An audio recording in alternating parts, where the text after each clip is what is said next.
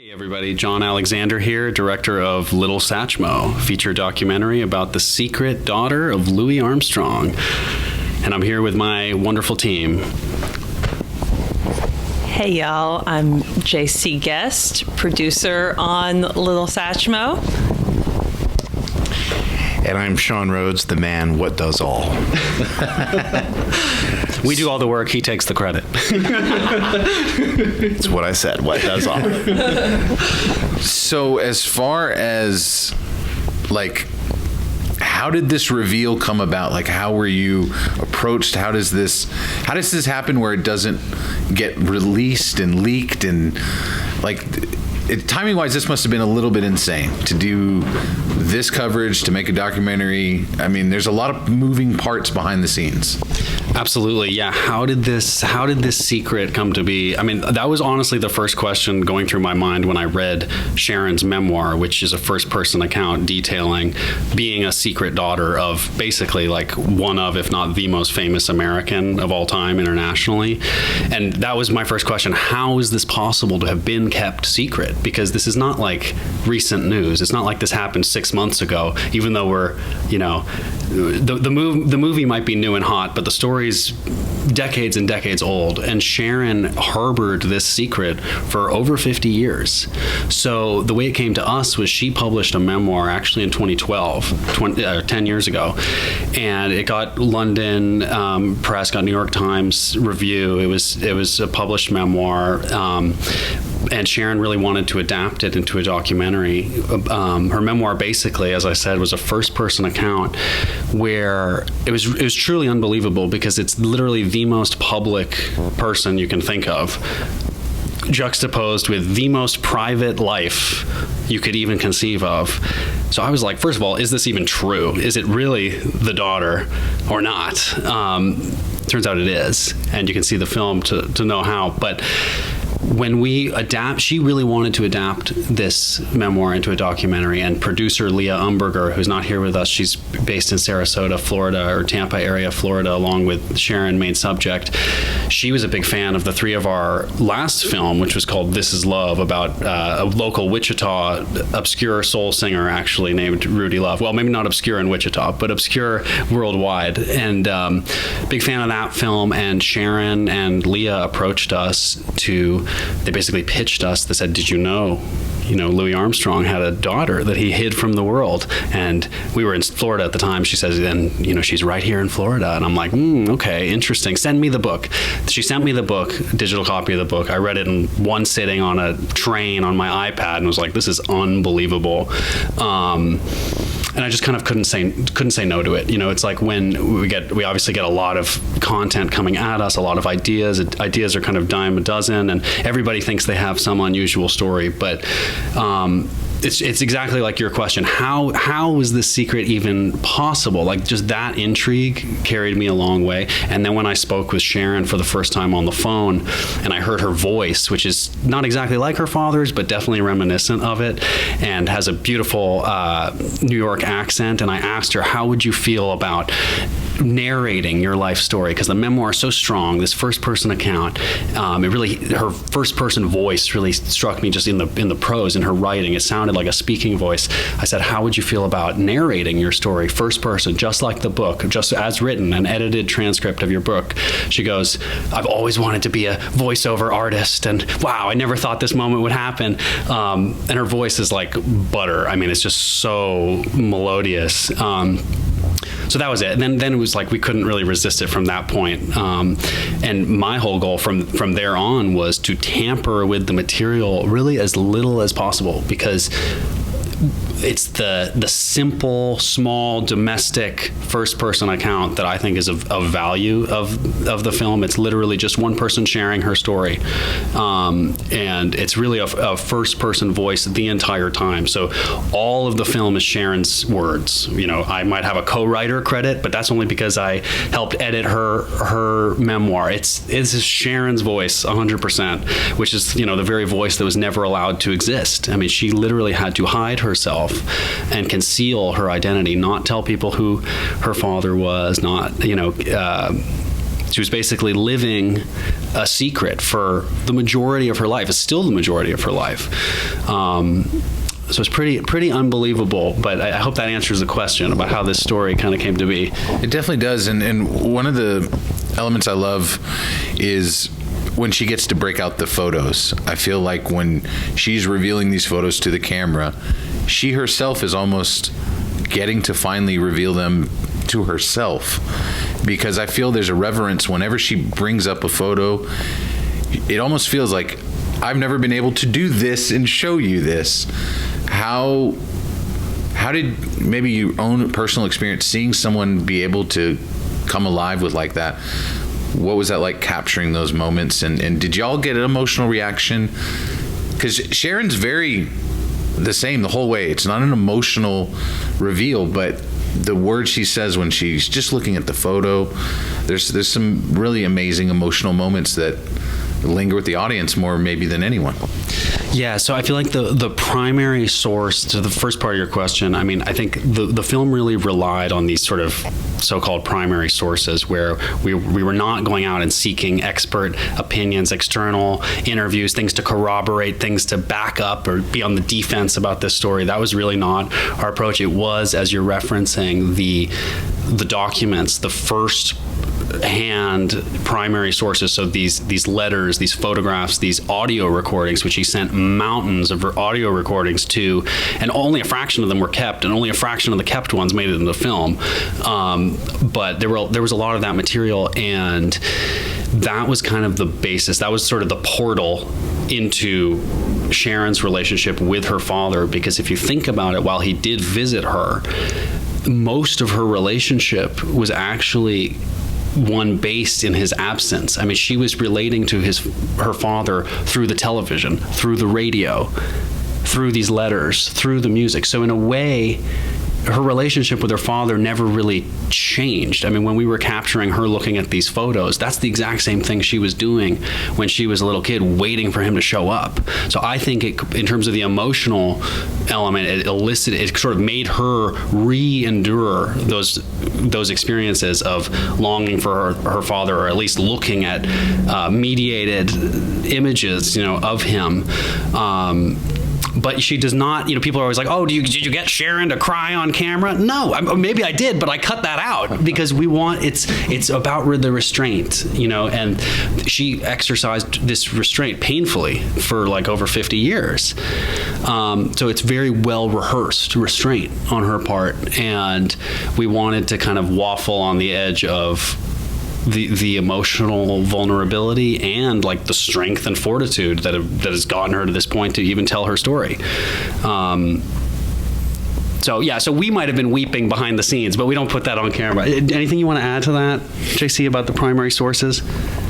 Yeah, I guess I would say that, in terms of, her, looking at these, as you say, it really does feel like, she's looking at these for the first time. And, she, at one point she says, in the film that there was so much that she had and so much that over the years she got rid of because essentially it was so painful, that she's glad she has, what she still has, and that what we, were able, with her to go through in terms of, her, archives essentially.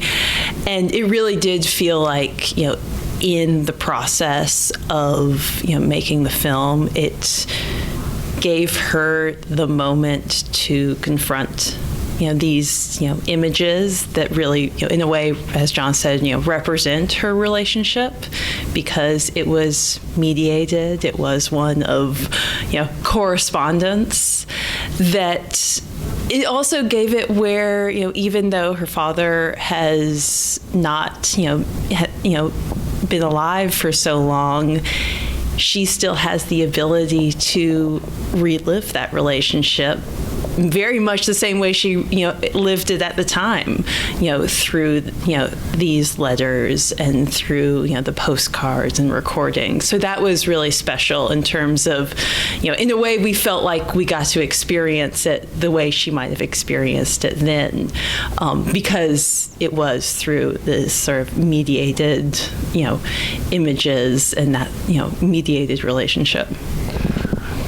Since, John, you mentioned earlier about, it's not like an investigative documentary. Keeping the suspense up, though, can y'all talk about some of the ideas you had about how to keep this, like, I was at the edge of my seat. I'm waiting to find out. There's got to be something I'm missing or what's going on, but you guys aren't going for that type of reveal. How do you set up what we've gotten to see in Little Satchmo? What were the conversations you guys had? And I mean, you can't reveal too much. You don't have another talking head that's going to explain this side of it. How do you keep so focused and yet keep it broad? Right. Definitely a question we considered a lot, like, while making it. It's the balance with this film was, it's really like a take it or leave it type attitude we had with this film, where it's like, here's a first person account. You decide what you think of this. You know, if you think it's false, have at it. You know, if it moves you to tears, that's happened a lot. But we did not want to be on the defense. Instead, it was, in terms of keeping up the suspense and the texture of the film, it was kind of a conversation, I would say, between Sharon and her father, where the structure, it's not strictly this way, but it's basically like you hear a little bit from Sharon, and then you sort of, it's kind of a call and response. You know, you hear a little bit from Sharon's firsthand account, and then you hear a letter from her dad, which kind of baits you just enough to keep listening, like, oh, maybe I'll come back, you know, like I wanna marry you, and I'm gonna come back eventually, and these kind of promises. So he's dangling these promises to Sharon, and we dangle them to the audience. That's really the main point, is that we were trying to put the audience in Sharon's shoes, first person, so that you feel like you're the little girl looking out the window, waiting if your dad's going to come around the corner in his limousine. You're the one waiting at the door, you know, for the doorbell to ring, waiting by the phone, waiting for the postal service to come. I think if there's any, for the suspense, I think if there was any one approach, it was to make people feel what Sharon has felt. It's like that simple. Yeah.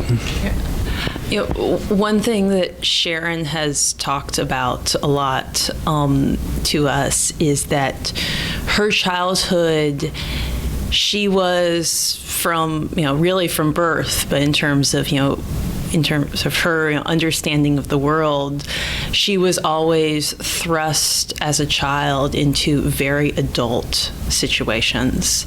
And that inherently, is suspenseful, because you're a child, you're trying to understand the world, and the world is very confusing. The world is very scary, and you aren't really sure, what is the firm ground that you can, be sure of. And we really were hoping, in the film to, give the audience the experience of seeing the world through Sharon's eyes. And I think in that, because of, what her childhood was like, was able to create this drama.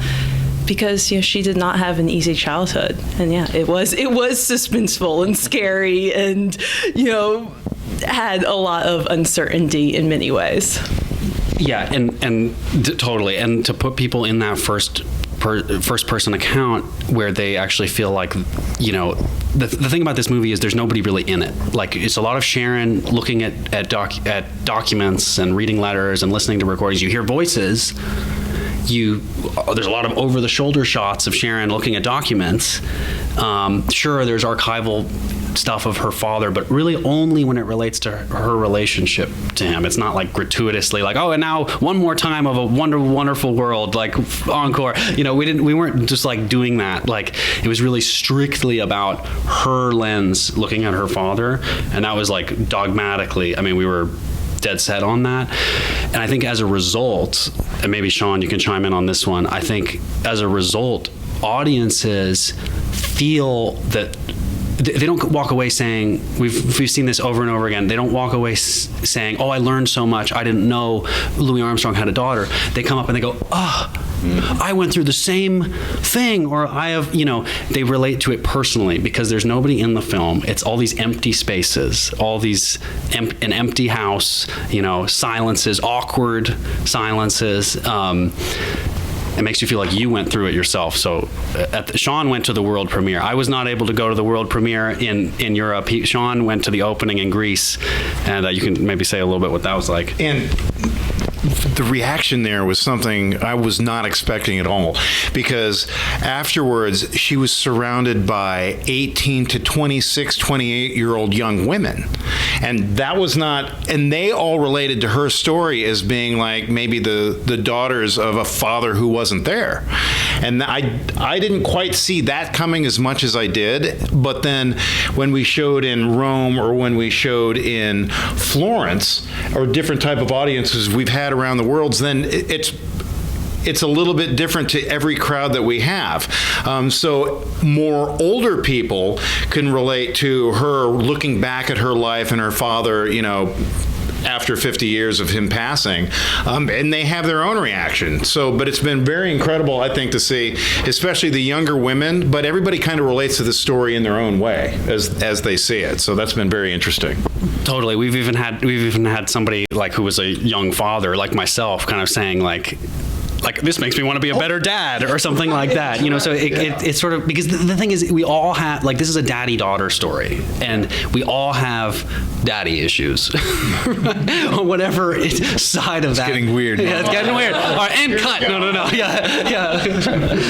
I'm just going to go over here and cry for a second. No. And this is for any of you guys, knowing that, you got to premiere outside the country, knowing that this story, he is someone that is known globally. Yeah. When we pitch, that's another level to any daddy-daughter story. In a way, yeah. I don't want to steal Sean's joke here, but I have a feeling, when we talk about this movie in America, people are like, oh, Louis Armstrong, that's the jazz, or is that the guy who landed on the moon? Or, not quite sure, especially, younger people. Also, this movie played on AARP for their, everybody who Louis Armstrong was, who subscribes to AARP. But internationally, Sean will do interviews for us internationally. And what's the reaction when you talk about Louis Armstrong? So, I made it a purpose of going to Hard Rocks around, whether it was in Budapest or in Athens, or whether it was, so all over the world. And I would ask the younger staff, the waitresses, do you know who Louis Armstrong is? And they look at me confused and go, duh, who doesn't? And it's so funny, no matter what country we're in, you'll go into a restaurant and within about 10, 15 minutes, they're playing a Louis Armstrong song to this day. And so, talk about a legacy. I mean, he's still one of the most famous American musicians of all time, and maybe that we'll ever have. So the reaction over there internationally has been just incredible with it. Everybody knows who Louis Armstrong is, which has been great. And all, go ahead. No, JC has something pressing. I was just going to say that Sean acts like going to Hard Rock cafes is something unusual that he just did for the sake of the film. I collect the glasses. The glasses. Speaking of which, the PBS is now we made this movie for PBS. It was the season premiere of Real South. It was showed nationally in America, but PBS has now. After seeing Sean's tour of the Hard Rock cafes internationally, PBS International decided to actually sell this film worldwide. So it will not just be on TV in America, but also in Europe and Asia and Africa. I'm a bit shocked they didn't realize it, because like you said, I'm an immigrant, so my parents knew Louis Armstrong immediately. When I was watching the film, my parents were like, what are you watching? I was like, oh, okay, that's not your normal stuff you watch. I'm like, not every day we find out Louis Armstrong had a daughter. But JC, you brought up eyes earlier. Can we talk about, and you might want to answer this too, I don't want to give away how you guys kind of bookend the film, but her glasses and her eyes are very important, just as much as that infamous look we would get from Louis is all about, well, the cheeks, but the eyes. And there's that great, the God of the Wall. I don't know where the hell that was, but that is all about the eyes. How important is it not only to see the eyes and understand you're looking at something, but knowing so much is told through the eyes in this film and kind of any film? I loved the usage of eyes. Thank you. I love that comment. I mean, I think it ties back into kind of the negative space idea, what's not said, what's not seen, but the eyes hold all the secrets, right? Like, I mean, yeah. So for Sharon, I mean, because it really is a negative space movie. It's really about what's not seen, as I mentioned, all these empty spaces. The eyes, in particular, that was sort of a relic of an old idea with conceiving of this movie, which was basically like we needed to have at some point a subtle lineup of Sharon and her dad, just to show people that like they look similar, basically. I mean, Sharon has done interviews before where somebody, like I think it was the New York Times, or somebody asked her like, how do you know you're really Louis Armstrong's daughter? And she's like, well, you haven't seen a picture of me, have you? Not that tells you everything, but it is pretty striking. So that mural in New Orleans, we got B-roll there, and then we basically matched a shot of Sharon's close-up with that mural, and it's pretty striking. I mean, because we cut between the two of them, and like the eyes don't even move. I mean, from Louis's eyes to Sharon's eyes. And by the way, getting those eye shots is extremely awkward, because it's like literally it's like I'll be like, okay, Sharon, just look at me and keep looking at me, and I'm gonna tell you things, and don't move, don't say anything, just keep looking, and just like it's like so awkward. She's just like there, but we did a lot with that. I mean, I would just ramble in her face. She's like, okay, John's crazy, but I'm getting, but it worked out. I can't imagine the camera on there. Just on the subject of eyes, one thing that was, somewhat not unusual, because many of us have been in similar sort of circumstances over the past couple of years. But one thing about that shoot with, when we were filming Sharon with the eyes, is everyone in the room except for her was wearing a mask. Wow. So, because we were doing this in September of 2020. So really, the eyes were all that any of us had to relate to each other, when we were doing that shoot in the room. And also this was, a very kind of, remote production, as, many are, where, we're based up in North Carolina. Sean is here in Wichita. Sharon and Leah are down in Florida. So, we were, all working on this from our various home bases, and, coming together for this, in-person shoot, where when we actually saw each other, we were just seeing, each other's eyes. So that just sort of adds this other dimension of, how do we relate to people, and especially in this like new context where so many of us have gotten used to this. So yeah, no, it's interesting that you brought it up. Sean, you might be great for this one. What does it mean to be here at Tallgrass to, I think, very much bring it home, knowing like the Rudy Love story was huge. I loved seeing that. And like we had Mojo Nixon. I think the idea of bringing bands back, Rudy Love was kind of like the template of how to do it. So what does it mean that Tallgrass brought you back? Melanie championed this movie. To be able to do it here in Wichita. Yeah, you know what? After being in like over 100 festivals between the last two movies, and over the course of the last 4 years, it's amazing coming from Wichita, and this being my home festival and my first movie festival experience, how great this festival is when it stacks up to everybody else around the world. And I'm talking like from Croatia to Rome to Poland to all over these places. Tallgrass has it going on. It's really one of the most fun. It's one of the best attended. It's one of the most filmmaker friendly festivals, and the events that they have, it's top notch. It really is. I mean, I can't really, because we've been to Rain Dance in London, we've been to Krakow, Poland, we've been at all these classic film festivals, and I can't say that any one of them's better than Tallgrass, which seems crazy, right? To me, being from here, but people really appreciate it, and people really do love this film festival, and there's a reason for it, because it deservedly so, I think. You want to say anything about that too? I'm very proud of it. Melanie, there's your commercial for next year. Yeah, exactly. Yeah.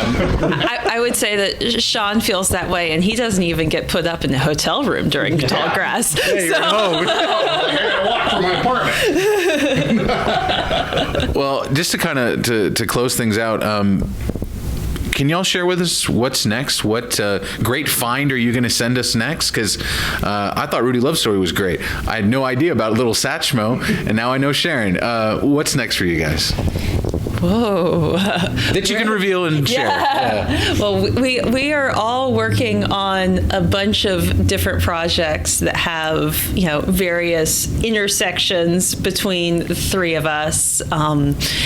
There's what should we start with first? A feminist revenge horror film in the works. I like that. Yep, that one. We'll see when it is playing in theaters here at Tallgrass, but that's in development. We also have a documentary that's actually another Louisiana-based documentary that draws on some archival footage and also some that we are shooting. And I'll have John talk about the others. And lastly, we have a top secret Kansas project in the works that we're trying to secretly lay the foundation for here at Tallgrass right now. So that's about all. We can blow it. That's about the secret. We can blow the secret. Is this the moment? How about something exciting like stem cell transplant therapy?